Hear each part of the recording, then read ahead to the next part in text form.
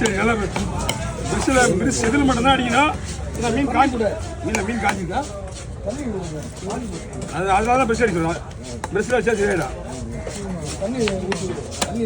தண்ணிலாம் வேண்டாம். இன்னும் நம்ம அண்ணன் ஒருத்தர் லேட்டாக வேணா.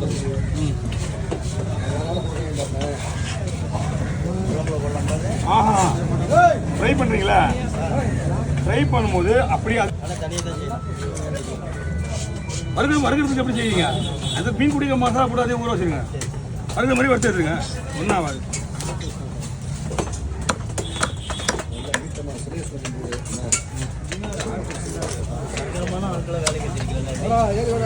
வேலைக்கு அவர் வந்து எந்த நேரத்தில் வேணால் பார்ட் டைம் வேலை.